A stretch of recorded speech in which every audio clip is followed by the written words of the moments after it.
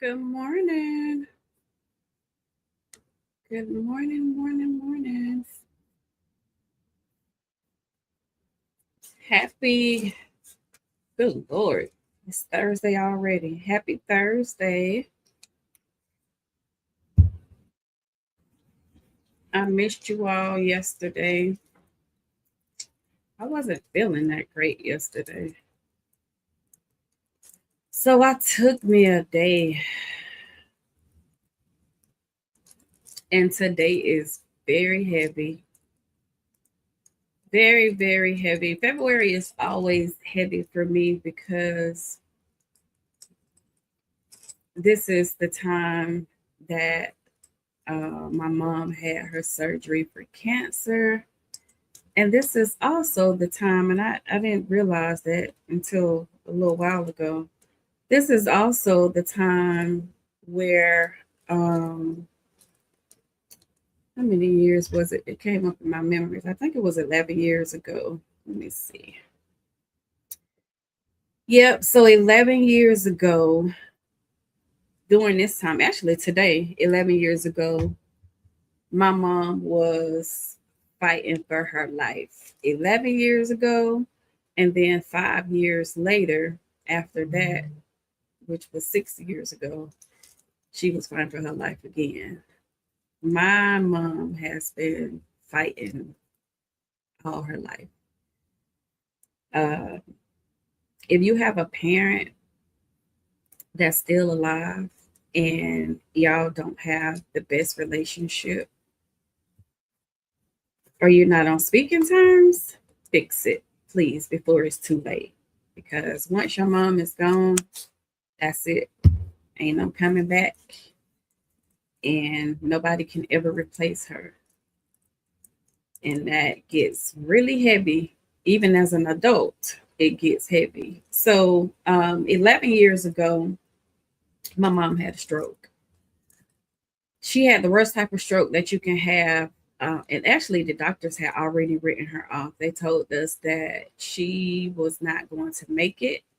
Her chances were very small. And if she did pull through, that she would never be able to talk again, or even walk again. They told us to gather our family and start making funeral arrangements. So they literally had wrote her off. I just remember me and all my brothers and sisters being in the family waiting room, just torn to pieces because, of course, we believe, and we were praying for a miracle, but at the same time, we had to kind of face reality with the news that the doctors had given us. So we were all trying to be strong for each other, praying. Of course, my entire family pulled together at the hospital, praying, just looking for a miracle. I don't think I had ever prayed so hard in my life. By the grace of God, she pulled through the surgery because she had bleeding on her brain after the stroke, and they had to go in, and she had to have brain surgery. It was her brain was swollen, so that was a waiting period where they had to wait for the swelling to go down. They had to go in and get the bleeding, drain the bleeding off of her brain. And it was just kind of like we just had to wait and see what was going to happen. So she was on the ventilator for I don't know how many weeks. I can't remember how many weeks she was on the ventilator, but she was not breathing on her own. And like we were just really praying and looking for a miracle. I My faith was so strong because I was like, God, I know like you're not gonna do this to me. And my grandma had recently passed away. And so I was like, God, this is too much. Like I just lost my grandmother.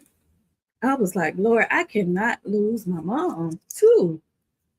Not like this, because she was still fighting a drug addiction, and I just was praying for more time, and I was pleading and begging to God to please give us more time. So she woke up. She woke up. When people ask, how do you know God is real? I've seen his miracles with my own two eyes. Like, it's nothing anybody can tell me about God not being real. The doctors were so amazed when she got up. Not only did she wake up out of the coma, she started back breathing on her own. Of course, she had to go through extensive therapy to be able to learn how to use because she was kind of semi paralyzed on her right side. So she had to learn how to use her right side again. As a matter of fact, I don't think she ever gained back um, um, her full, she couldn't use like her hand. Even when she passed away, her hand, she still couldn't fully use her right side. So anyway, she woke up out of the coma. That was a miracle. Another miracle, they told us that, okay, well, she survived. They were shocked, and they was like, well, she probably won't ever be able to speak again or talk, walk again. And after going through extensive therapy, she learned how to walk again, and she learned how to talk again. During that time, um, I no, my grandmother hadn't passed by then. My grandma passed after my mom had the bad stroke, because I remember her and my grandmother. I don't know what it was with them, but they were always at odds with each other, and they were always fussing about me. And I had to kind of fuss at both of them in the hospital after she had her stroke, because they had became so close after that stroke. My grandmother was at the hospital every single day, and that touched me in ways that I don't think nobody understands, because I don't know what happened with them when my mom was growing up, but she's always been very feisty. So their relationship was, it was crazy. Their relationship was crazy. But after my mom had the stroke, my grandmother was at the hospital every single day. Me and my grandma both, and my sisters and brothers and family, we got put out of my mom's hospital room a lot. Like, she couldn't she she couldn't take us for a long time, and she was like, y'all can go on home. And I was like, girl, like, we not leaving you up here. So we used to go up there every day and aggravate her, and her and my grandmother was back and forth all the time. But anyway, she beat those odds of having a bad stroke. And 5 years later, so I think that was in 2015 when she had the bad stroke. 5 years later, that's when we found out she had got diagnosed with cancer. And 6 years today, 6 years ago today, she was at Emory Hospital fighting for her life for cancer. She had a lot of different complications, because she was, right before she got diagnosed with cancer, she had actually admitted herself into a drug rehab program. So she was doing amazing. I was so proud of her, and I was like, God, I could not give enough give God enough praises for finally helping her decide that it was time for her to tackle her drug addiction. So while she was in rehab, I had to go in and to get her discharged because of the cancer. We found out that she had cancer. So February is very heavy for me. Going this thinking back on all of that, and thinking about how my mom was just a fighter her entire life. Her childhood, she was a fighter. She had 8 kids. As long as I can remember, she was battling that drug addiction. So when she finally decided to get help, like that was some of the happiest days of my life. Just knowing that she was getting serious about life and getting better and getting help. Unfortunately, her story didn't end the way we all wanted. We wanted her, of course, to pull through. But I just thank God for giving her um, us 5 more years after that stroke, because he could have took her then, but he gave her 5 more years, and I'm so grateful for it.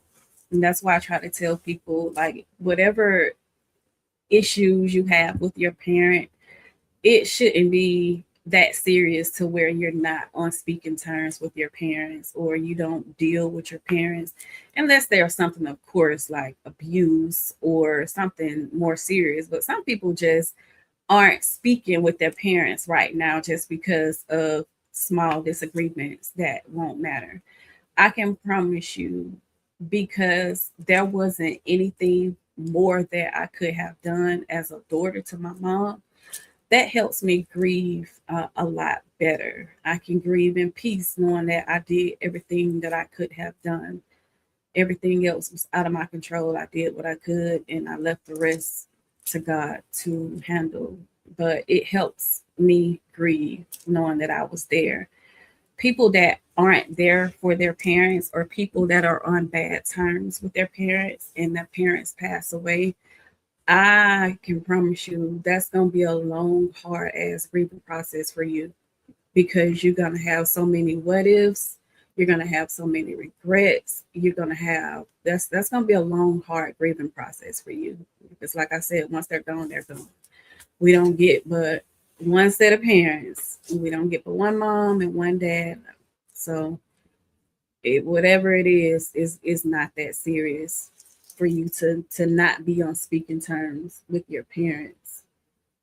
So if you are at odds with your parents, please fix it, because I wish every day that I had my mom and my dad too. Even though me and my dad weren't on speaking terms when he passed away, but it wasn't anything on my end, because again, I did everything that I could do to um, rekindle that relationship.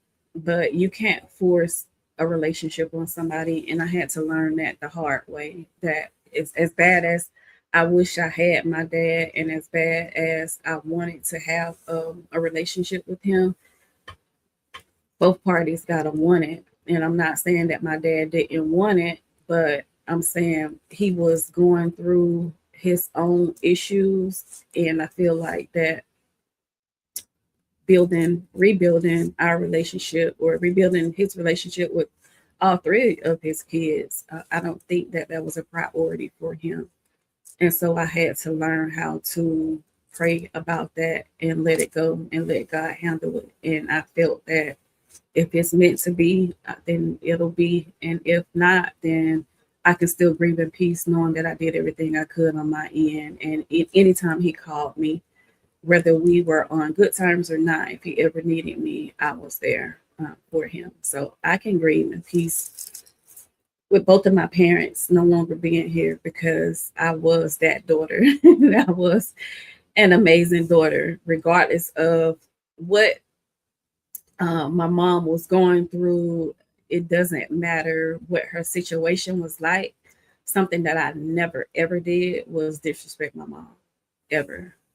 It never disrespected her. I didn't even cuss in front of my mom. And then one of my siblings cussed in front of my mom. We had some words, because I'm like, no, baby, don't be cussing in front of my mama. You grown, but you ain't that grown, baby, to be cussing in front of my mama. But I miss her, and every day is a process. Some days are good, and some days are bad. Today is eh, it's one of those days. But after she first passed away, it was hard. Like, yeah, I didn't know how I was gonna make it. Yeah, I didn't know if I was going to make it. Just all those crazy thoughts in my mind. is she okay? Because she was the mom, but I really was the mom.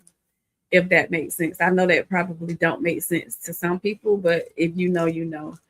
Some kids are the moms. Some kids take care of their parents. Some kids fuss at their parents, and some kids are just the parents. And unfortunately, I was the parent with my mom. I was the parent. Good morning. So I don't have anything tax wise to talk about today. I just wanted to get on here and share with those that are at odds with their parents. Trust me, nothing in this world is serious enough for you to not be on good terms with your parents.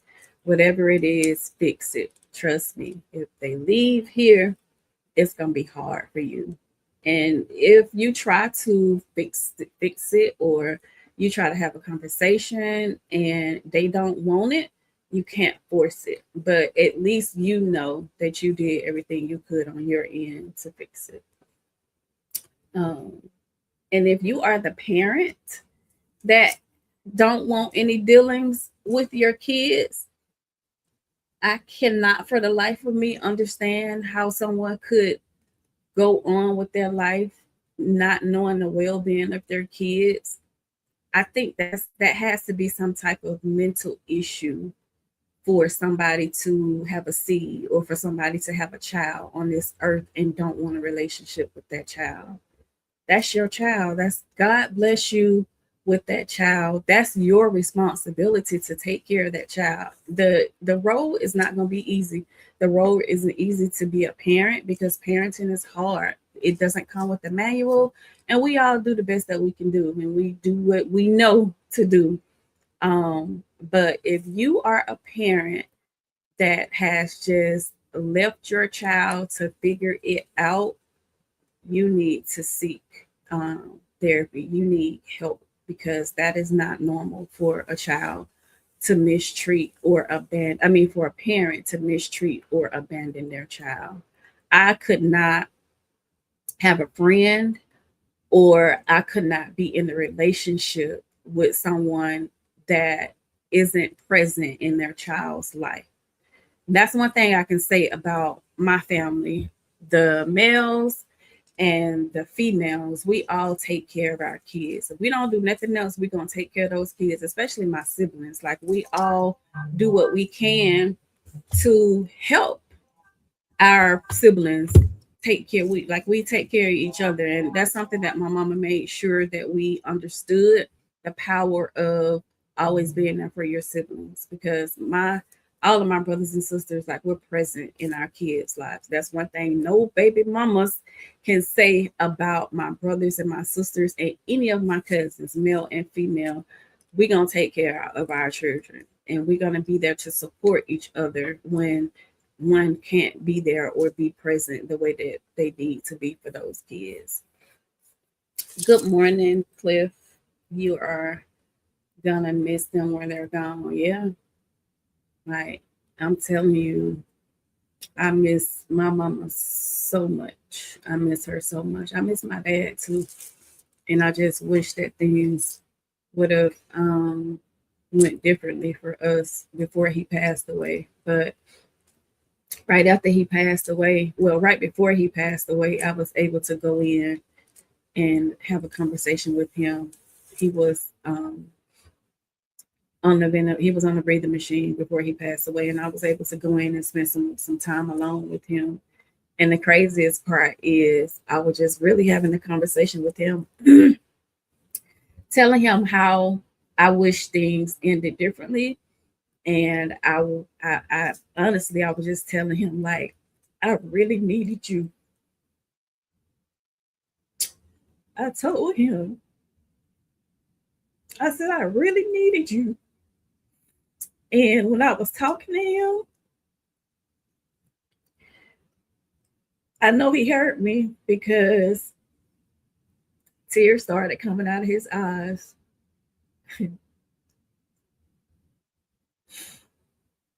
Yeah, tears. Tears started coming out of his eyes. And um, a few days after he passed away, He came to me in my dream, and it seemed so real. Like, I don't always remember all of my dreams, but I remember that dream like yesterday. I remember us hugging tight, just kind of forgiving each other and talking. And he told me that he was okay. Um, and that's another reason why nobody can tell me that isn't real, because when I'm going through something heavy like that, God always give me some type of reassurance that things are okay on the other side. And so for my dad to come to me in his dream, in my dream, right after I don't even think it was a whole week after he passed away, and it took months for my mom to come to me in my dreams. It took a long time for my mom to come to me in my dreams after she passed away. But when my dad passed, it wasn't even a whole week. He came to me in my dreams, and Lord knows I really needed that, because I was struggling. I was struggling after he passed away. My mom passed away in 2026. I miss her every day. Yeah, that's a different kind of pain that, if unless you go through it, people won't understand it.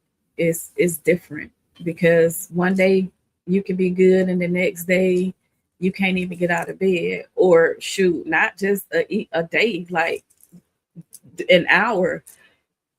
In the morning time, you can be perfectly fine, ready to tackle the day, and you hear a song, or you pass by a restaurant, or you see a picture or a red bird. Like, any little thing can just, I won't say ruin your day, but it can put you in a I just want to go home and get in the bed state. And that's why I am still in therapy, to make sure that I don't slip back into that depression, because grieving is hard. Even when you think you're doing good, any little thing can set those emotions off. And you got to learn how to deal with those emotions, and you got to learn how to um, help the people around you help you. Like, if you have a spouse, you gotta, it's hard. It's hard. Trust me, it is very hard. Good morning, good morning, good morning. So my morning started off a little heavy, but I'm going to tackle this day as I know my mom would want me to. That lady was a fighter, and that's where I get my fighting spirit from. Watching her fight, she fought into her last breath. She did. So y'all have an amazing day. If y'all are at odds with your kids, or your if kids, or you if you're at odds with your parents, please fix it, because once mama is gone, that's it.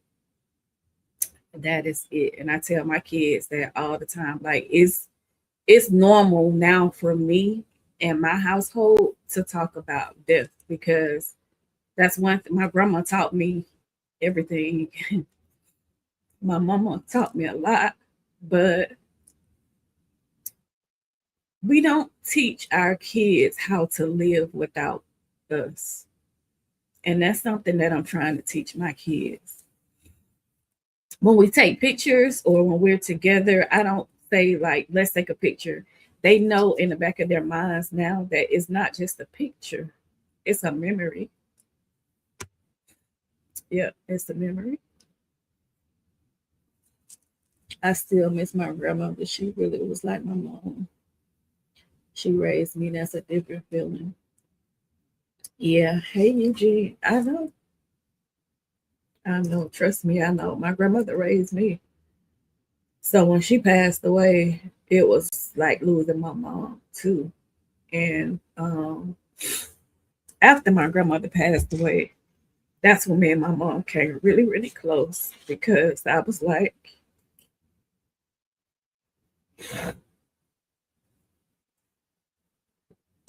I told her, I said, girl, I need you to get yourself together.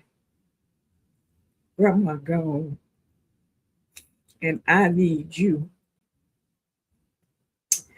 And that's when she decided to get help.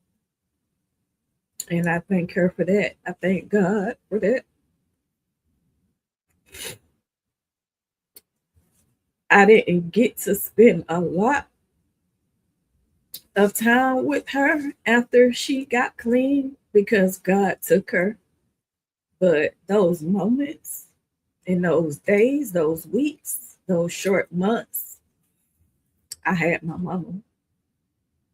I had my mama, and oof, it was a dream come true. It was a dream come true. So now I nothing is more important than my kids right now. Not a job, not a business, nothing.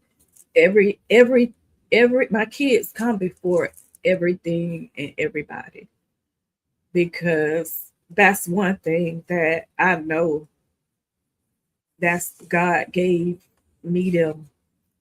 He, he blessed me with those three people, and if I don't do anything else right, I'm gonna take care of my kids. I'm gonna be present in their lives, and I'm gonna make sure that I leave them a lot of memories. They do understand that one day we all gotta go, and that's the conversation that people don't have enough. People don't talk about death enough with their kids, but it's in the norm for me because I want to make sure that my kids are able to take care of themselves if anything happens to me. And I always tell them that, especially my oldest son, because I'm like, Jackie, come on, baby, we got to get it together. We have to get it together. And parents, we have to start leaving more than bills and debt when we leave this earth. Like, I know nobody wants to think about dying, but it's the reality. So if you don't have insurance, please get you some insurance. It doesn't cost that much. Don't leave that burden on your kids, parents. Please don't do that. Like that's a generational wealth that Black people, our community, we don't take that serious generational wealth from passing. Like other races, they pass away and they have multi-million-dollar insurance policies and their kids are set for life. Even if you're struggling right now on earth, at least think about what you can do for your kids, what you can leave behind for your kids. And insurance is not that much.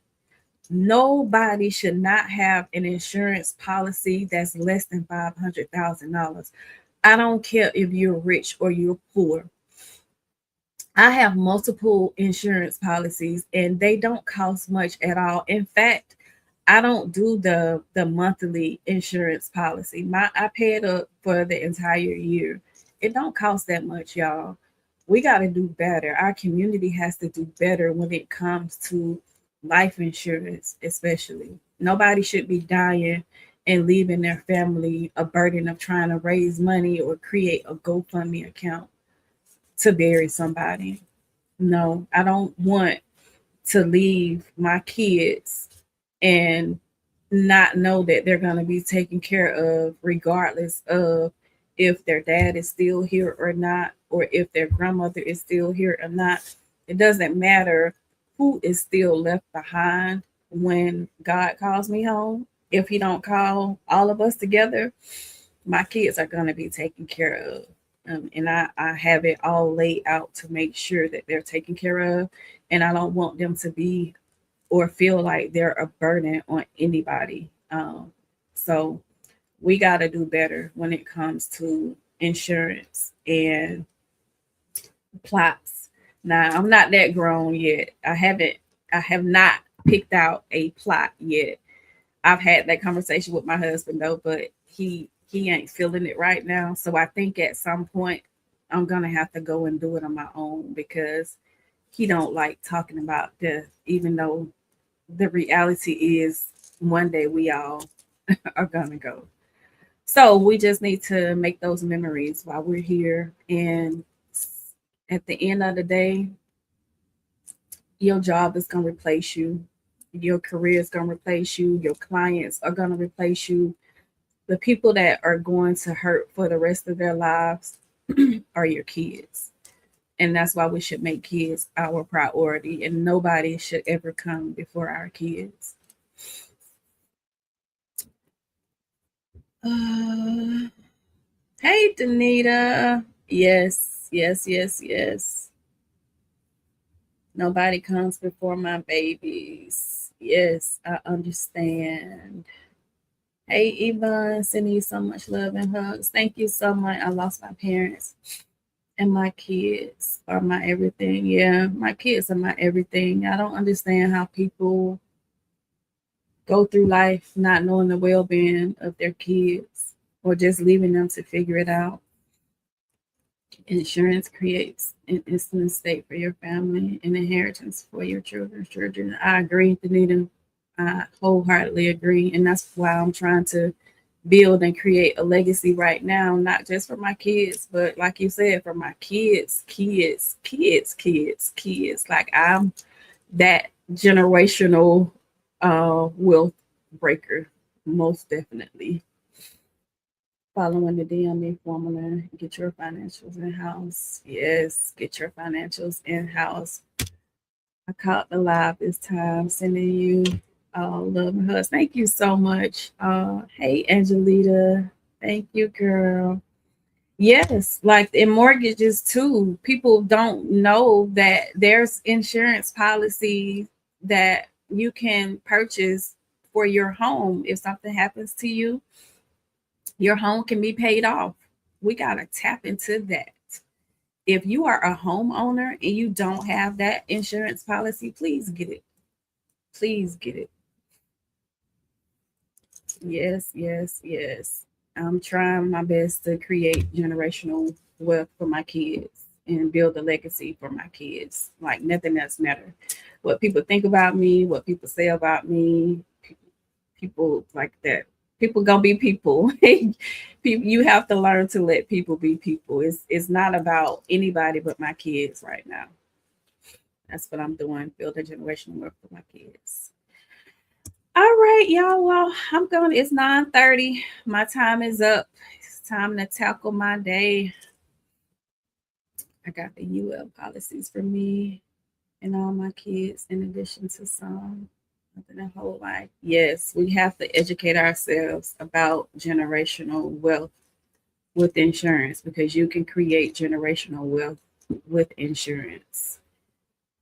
You all have an amazing Thursday. I'm gonna get my day started. I just wanted to come on here and share how I'm feeling today. February is heavy for me, but I'm going to keep pressing forward because I know that's what my mama would want me to do. She would say, "Girl, get up and go to work. Don't be worried about me. I'm good."